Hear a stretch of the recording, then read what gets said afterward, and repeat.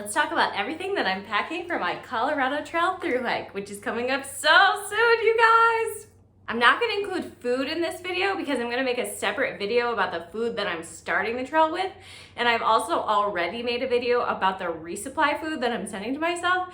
So this is everything I'm bringing aside from food. And by the way, I'll put links to all of this gear down in the show notes. First and foremost, let's talk about my big three.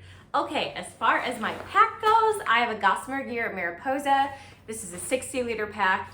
I freaking love this pack. It's so comfortable. I'm such a huge fan. I've had this for a couple years now, taken it on numerous trips, and I'm just obsessed with it. And it seems to be holding up really well. So I'm pumped to have this out with me on the Colorado Trail. And something to note is I did actually pay extra for, my one complaint with this pack is that it makes my back really, really sweaty. So I paid for this. It came with like an egg cartridge kind of bag. So I paid for this extra, I think this was like 40 bucks. It's both for the back and a seat pad. So I can just take it out of there and sit on it. Sometimes it is a little sweaty when I do that, but it's great. I really like it. I forget what this is called exactly, but it's also from Gossamer Gear and it's made to go with the Mariposa. Big fan. Does it make my back less sweaty? A little, I guess, which every little bit helps. It's definitely a little more breathable than the egg crate back. And I think it's a little more comfortable, so I'll take any little bit of less back sweat that I can get, basically. For my sleeping bag, I have a Western Mountaineering ultralight sleeping bag. A lot of backpackers like to use quilts. I am anti-quilt. I think sleeping bags are like the easiest, like least stressful things in terms of like what you're sleeping inside of. And this is one of the warmest / lightest on the market in terms of like 20-degree backpacking sleeping bags. I really, really like this sleeping bag. It's so lightweight, it's under 2 pounds. And I'm a very cold sleeper. And sometimes I'll get in this bag and I'll be freezing. And then a couple hours later, I'll be like roasting in there, which personally I love. I want to be warm while I sleep because this is down, so it's insulating, and so I basically have to like create my own heat in there, and I don't think I'm very fast at that, but once I finally do create the heat, it traps all that heat in there with me. And so I always I'll wake up in the middle of the night, even if I've gone to sleep cold, and I'll wake up in the night and I'll be like, ooh, I'm so warm and so comfy. So I'm a big fan of this sleeping bag. My sleeping bag on the AT was like over 4 pounds. It was a Kelty. It was really comfy. Like I still use it for car camping sometimes, but oh my gosh, it was so heavy. And I don't think that it was any warmer than this bag. And that was a 0 and this is a 20. And this 20 is just, it's so nice. Keeps me so warm. As far as my tent goes, I have a Z-Packs. This is a Pleximid. It's a 1-person tent. And the reason I wanted to get a 1-person tent over a 2-person tent is because the 1-person tent only requires 1 trekking pole, whereas the 2-person tent requires 2 trekking poles to set it up. And I like to have the option, like I always, whenever I'm hiking, I'm using my trekking poles. So I like to have the option to set up my tent and then still go hiking around, whether it's to get water or if I'm on a weekend adventure and I actually might set up camp and go on a full other hike. Like I always want that option to have my trekking pole available. And so that's why I really decided on the 1-person tent. And I really like this tent. I had wanted a Z-Packs tent since my Appalachian Trail thru hike. I watched my friend Chef float around during a flood on top of his Z-Packs tent, whereas I was in a Big Agnes and I was being flooded out and had to move to higher ground twice. Plus, these tents are so ridiculously light. I'm pretty sure they are the lightest backpacking tents on the market. If not the lightest, they're pretty darn close to it. This tent is about 1 pound for the tent, and the stakes the titanium stakes that I used to set it up. I'm not gonna bring the stakes out and show you guys, but they're in this bag somewhere. But either way, love this tent. It's just like so ridiculously light, and I mean, it's great. It's the perfect size for me, big fan. Other things that go along with my sleeping bag, I have a sleeping bag liner from Sea to Summit. I don't like to wash my sleeping bag because it's down, so using a sleeping bag liner adds a little bit more warmth, and it also keeps my bag clean on the inside, so I don't have to wash it as often, because like the oils from your skin can, you know, damage the down or affect the loft in the down. So it's just better to put a little barrier between you and the sleeping bag if you're not going to be washing it very often. And then of course with down, like down can be tricky to wash, like I feel like it's a whole thing. So anyway, definitely recommend a sleeping bag liner. This is a silk and polyester blend, I believe. It might be silk and cotton blend, but it's definitely part silk. It's really lightweight, it's comfy. You just sleep inside this, inside your sleeping bag. It's great. And then I like to put my sleeping bag inside of dry bags. So this is also Sea to Summit. It's a Sea to Summit compression dry bag. Some people don't like to use things like this because they do add a little bit of extra weight. Some people instead will just use trash compactor bags on the insides of their packs.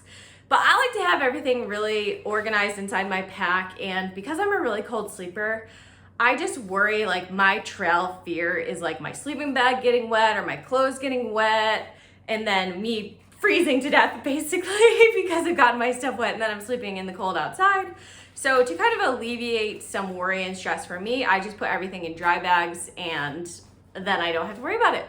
For my sleeping pad, I'll be bringing the Nemo Tensor. As you guys know, if you watch my channel, I actually have a Thermarest Neo Air X Lite and I have a Nemo Tensor. And I recently did a video about which of these I like better and why. So if you haven't watched that video, go back and watch it. But I find the Nemo Tensor to be so much more comfortable than Thermarest. So I am definitely going to be bringing this one out on the trail. My only hesitation is that I've heard that these ones are not as tough and they can get holes in them. So I'm definitely bringing the patch kit out with me as well. Cross your fingers for me that this pad lasts the entire CT. I really hope that it does because I get such good sleeping nights on this. Like, I get so much sleep, it's so comfortable, I love it. I'll also be bringing a Thermarest inflatable pillow as part of my sleep system. This isn't like the most comfortable pillow in the world, but it does the job and it's only like 2 ounces or something, so it is what it is. I do miss a regular pillow when I'm out on the trail though. If anyone has any ideas on like the most comfy pillows, let me know and maybe I'll get one of those in the future. As far as filtering water goes, I have a Sawyer Squeeze water filter, and then I have 2 2-liter Evernew bags. I actually need to replace one of these because one has sprung a leak, so this is a good reminder that I need to order a new one of those right now.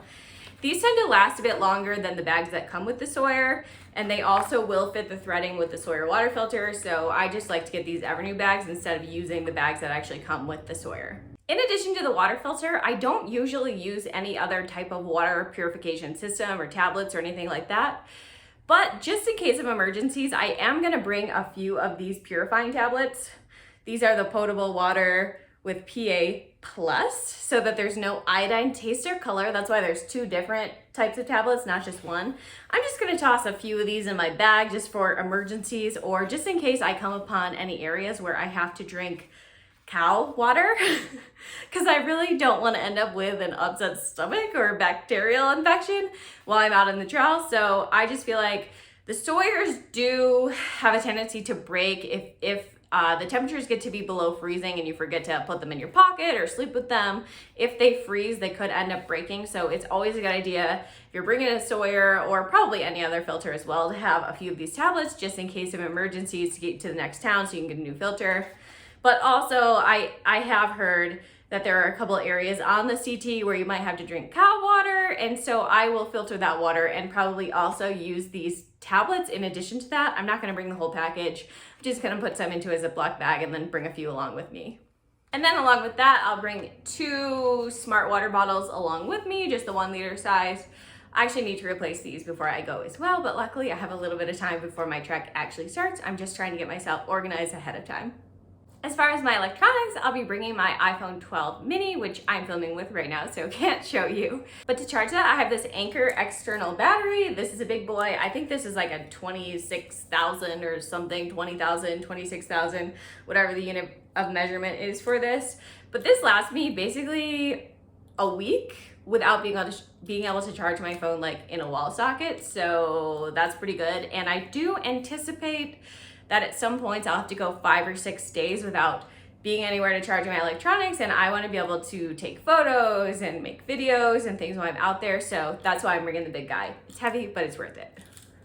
In addition to that, I have an Anker wall charger, and this is a quick charging wall charger, and then it has 2 little ports in it, one for my iPhone, one to charge this Anker as well, and then it's the same cord that I will use for my Garmin InReach Mini, which I will show you right now. Okay, so this is my Garmin InReach Mini. This is a satellite communication device and a GPS device. It connects to an app on my phone, which I can use to see exactly where I am in a wilderness area. So if I find myself off trail or something, I can take a look at the map on this app and see exactly where I am, and as I'm moving, it will move with me. And then this also has an SOS button on it, so if I get in some sort of trouble while I'm out there, this will put me in touch with search and rescue. And then I can also use this device to text people, even if I don't have cell phone service. There is a charge for that. Like, I actually, in addition to paying for this, by the way, shout out to my friend Clay, who actually bought this for me. Thank you, Clay, I love you. I pay monthly for a subscription for this, and then on top of that, I think I get like 10 free text messages per month, so that if I go over that, I pay like 50 cents per text or something like that. So I don't use this to text very often, but when I was recently on the Foothills Trail in South Carolina, my mom was dealing with some health issues. So even though I didn't have cell phone service out there, I was still able to go on the trip and feel like, okay, I'm still gonna be able to get in touch with my family, even though I'm out in the wilderness area. So I love having this. It gives me a lot of peace of mind, especially because in regular life, I do a lot of hiking alone. And so this just makes me feel like, okay, I might be alone and I might not have cell service, but I do have a connection to the outside world. And if I find myself lost, this is a really good safety measure to have. Next up, everyone's favorite topic, bathroom supplies. I have a titanium trowel called the Deuce. It's a very, very lightweight, great for digging holes. I'll of course be bringing some TP. I gotta bring more than this, I just haven't filled it up yet. And then I have a Kula cloth, which is a fancy pea cloth. It's antimicrobial, it's supposed to prevent smells, and it means that you have to use less toilet paper while on the trail, which is good for sustainability and saving weight. And these are super pretty, so look how artistic that is. I love it. I love wildflowers, are my favorite things, so this was perfect for me. In addition to that, I'll be bringing some hand sanitizer and a little bottle of Dr. Bronner's soap. You guys know that I like to make videos and take photos, so I have an octopus tripod, which I'll use for that, as well as a selfie stick. In terms of protection, I'll be bringing a hunting knife that my dad bought me before I went out on the AT.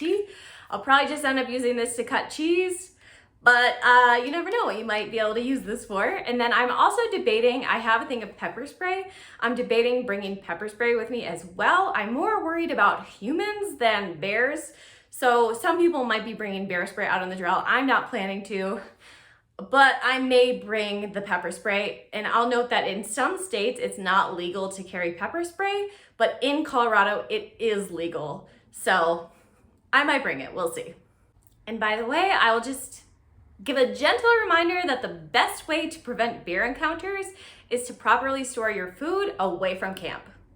And on that note, I will be bringing an sack. This is the big boy, this is a 15 liter. And to put inside that, I have an OP sack, an odor-proof sack, if you will. All my food and smellies will go into this bag inside of the sack, which I will tie to a tree away from camp. And then I have a titanium pot, titanium cup, titanium spork. I love these long-handled sporks, by the way. If you don't have one, highly recommend. You can get to the bottom of backpacker meals, even if the bag is deep. I have a pair of scissors, mostly to cut the flavor packets on my Indomie, but scissors always come in handy. My mom's a nurse, so these are actually medical scissors, so thank you, Mom, for these. I have an MSR pocket rocket for my stove. Nice and small and lightweight, and this works really well. I'll be bringing a fuel canister, of course. One of these small fuel canisters will last me about a week. And then I have a lighter as well, of course. I need to get a new lighter as well. I'm running out of fuel. And then a mini sponge. This one's actually pretty dirty, so I'm gonna replace this as well before I actually go. So don't judge me. Next, let's talk about clothes. Okay, let me just say that I am hiking the CT in the middle of summer, but what people from out of state don't realize is that when you're up in the mountains at high elevations, it can be quite frigid, even in the middle of summer. I fully expect to get some days that are in the 30s and some days that are in the 90s. I have gotten caught in a couple of August snowstorms in the past, And I've spent many frigid nights up in the mountains, even in the middle of summer. So I will be bringing some warm clothes with me. So let's talk about the warm stuff first. So I have my puffy. This is a Patagonia Micro Puff. Love this jacket. It's only like 8 or 9 ounces. It's super warm. It's super comfy. Huge fan. I've had this for a couple years. I totally love it. I'll be bringing a beanie and a pair of gloves. I have some Under Armour to wear on the cold nights. I really debated bringing these, but the fact is I just hate being cold, so I'm just gonna deal with the weight and do it. So I have a long sleeve Under Armour shirt to sleep in, and I have a pair of Under Armour leggings to sleep in as well. And then I also have a Melanzana hoodie. If you are hiking the CT and you don't already have a Melanzana hoodie, this is like the thing to have in Colorado. Everyone has one of these hoodies. They're fairly lightweight, they're really comfy. They come in fun colors, and they're a small Colorado-based company. They're based in Leadville, and Leadville is a trail town. It's not directly on the CT, but it's not very far off. And so a lot of people love to stop at Melanzana and grab a hoodie while they're actually on the trail. Because it's a small store and they get a ton of business, it's a small operation.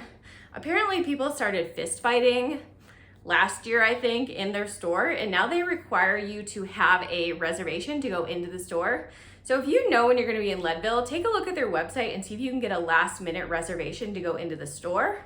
I've also heard a rumor that if you're a thru hiker, you can go in without having a reservation, but I'm not sure if that's actually accurate. So I would maybe email or call ahead, or especially like try to get a last minute appointment if you can get a last minute appointment. But if not, maybe reach out and be like, yeah, I'm thru hiking, like any chance I can come in and get a hoodie? And that might be a possibility. I'm not totally sure. So don't take my word for it. Not trying to cause any issues for Melanzana, and definitely don't want people to be entitled and be like, well, I'm a thru hiker, so I can do whatever I want. But I did hear that rumor that they do allow thru hikers to come in, so check on that. I know that a lot of people might think it doesn't really rain in Colorado, but surprise, it does rain in Colorado, especially up in the mountains, especially in the middle of summer, because summer is our monsoon season. So sometimes we have these huge rainstorms that roll in, and it's very frequent for us to have afternoon thunderstorms that roll in almost every day in the summer. So it gets to be like 12, 1, 2, 3, 4 o'clock, and we might have an afternoon thunderstorm roll right in and then roll right out. And that's important to know, because if you are up above tree line, you're hiking at the high elevations, it's really dangerous to be up there when a thunderstorm rolls in. So it's important that if you are gonna be hiking up high during the day, you wanna start early and get down below tree line by the early afternoon. Because I know that you can get struck by lightning anywhere, obviously, but it actually is like, it does happen here. It does happen in Colorado, so just be aware of that. So that being said, I am bringing rain gear on the Colorado Trail. I have a pair of rain pants from Columbia. I've actually had these since the AT. They're still going strong. And then I have a Marmot Precip rain jacket. And I will wear these obviously like sometimes for rain, but also sometimes for wind, and also sometimes just for warmth. So they come in handy. In terms of my hiking outfit, I'm gonna be wearing a sports bra from Champion. I'm gonna be wearing a pair of hiking shorts from Patagonia. These are my favorite type of hiking shorts. I have them in 3 colors, but I think I'm gonna bring these kind of reddish pinkish ones. These are the women's like 9 hiking shorts or something like that. I mean, they're great. They're super comfy. They're quick drying. Big fan. I'm gonna be bringing 2 tank tops from Old Navy and a sun shirt from REI, because some of the areas out on the CT are pretty darn exposed. So I'm gonna use this for warmth and also for sun protection. I'm gonna bring 4 pairs of underwear, 3 which are from Ex Officio and 1 pair from New Balance. I'm gonna bring 2 pairs of hiking socks from Darn Tough. Love this brand. I'm gonna bring a pair of sock liners. I've had these for ages. I think they're like Walmart brand or something, but they've held up so much better than the REI silk ones. So I'm gonna keep wearing them until they bite the dust. And then I'm debating bringing this pair of cozy socks as well, just for the cold, chilly nights on the trail. They're so comfy. These are from Old Navy. And then I'll be bringing a bathing suit, just like a small bikini, because that's UL. And then a headband from Buff. I'll also be bringing a baseball cap for sun protection. I recently bought myself a floppy sun hat thinking that would be better for sun protection, but it drove me nuts. It was like hitting against my backpack all day. I didn't like how it flopped down in front of my eyes, so I'm just gonna deal with a baseball cap. And I will be putting all of my clothes into another Sea to Summit dry compression sack. I'm blind as a bat without contacts, so I'll be bringing extra contact lenses, some contact lens supplies, including a little case, some contact solution, a pair of glasses. I like to wear these before I go to bed and when I wake up in the morning, and then you never know if you might get an eye infection or something. I never have on trail. People ask me this about my contacts all the time. I've never had an issue. I just use hand sanitizer before I take them in or put them out, or before I take them out or put them in. You get what I mean. And I've never had any issues. Like the entire AT, I had no issues. I also don't need a mirror to put them in, but if my eyes are like bugging me because of allergies and I'm having a little more trouble getting the contacts in, then I'll use my phone as a mirror. Like, it's really no big deal, but that's probably the number one thing that people who don't backpack ask me about backpacking is, how do you use your contacts while you're backpacking? Well, the same way I use my contacts in real life. I'll also be bringing a black diamond headlamp, bug spray and sunscreen, deodorant and cleansing wipes. Yes, I wear deodorant on the trail. No, I will not apologize for that. A knee brace, just in case, because apparently my left knee bugs me, a little bit of runner's knee. I'll also be bringing a mini wet brush, a pair of sunglasses, a pair of headphones, a really lightweight little wallet. I'll be wearing gaiters. These are Dirty Girls. They help keep like rocks and dirt and dust and things out of your boots or your shoes, and they're stylish. And I'll be wearing my Oboz low-rise hiking boots, and I'll also be bringing trekking poles, both for hiking and setting up my tent. But my trekking poles are in my car right now, so I'm not gonna go get those, but they're black diamond carbon fiber trekking poles. They're great. I use them for hiking literally like every time I go out, and especially they're useful for backpacking. And I'll also be bringing out a little mini med kit, which I haven't put together quite yet, but I will in the near future. And it'll include things like Band-Aids, bandages, triple antibiotic ointment, Advil, Tylenol, Tums, any prescription medications that I have, things like that. Oh, one thing that I forgot, sorry, my hair is up now. I'm about to go out to the reservoir and take my paddleboard out. Anyway, is my camp shoes. These are my Teva's. I forget what model they are. By the way, I recently learned that it's pronounced Teva and not Teva. I've been saying it wrong for about 20 years. But shout out to my friend Jukebox who works at REI and told me that it is Teva, and then I looked it up and yeah, it's Teva. Who knew? I'll probably keep calling them Tevas, but at least publicly on film, I'll say it correctly. And these are great not just for camp, but for walking around town as well. And they're not the most lightweight shoes. I think they're 9 ounces for the pair. And there are definitely lighter ones that you can get, but I just found that my feet get swollen. I have back issues, sort of, and I need the extra support. These are pretty thick. These are also great for wearing in water. So if you ever have a creek crossing, these are great for that. So yeah, I just end up wearing these around town as well and not, you know, effing up my feet and my joints walking around on pavement, because these shoes actually have some support. Also, they're cute. Oh, and then one more thing I forgot, my Pixie cup for my menstrual needs. And I believe that is the full list of things that I'll be bringing out on the Colorado Trail. I apologize if I've forgotten anything, but I don't think that I have. And don't forget, I will also be making a video about the food that I'm going to be starting the CT with. So that's gonna be the first, I believe, 104 miles from Waterton Canyon up to Breckenridge. So stay tuned for that video if you're curious about what I'm going to be eating along the trail. Oh gosh, My hike comes up in just a couple of weeks. I'm so excited, you guys. If you haven't subscribed to my channel and you're interested in the Colorado Trail, make sure that you do subscribe. Please give me a like on this video if you found it helpful. If anyone out there has either hiked the Colorado Trail or is going to hike the Colorado Trail, let me know down in the comments. I'd love to hear about your experience on the trail or hear about what you're most excited for if your hike is upcoming. And as always, you guys, thank you so much for watching. And by the way, links to all of these items are down in the show notes. So if you're interested in any of these items, those are easy to find down in the show notes.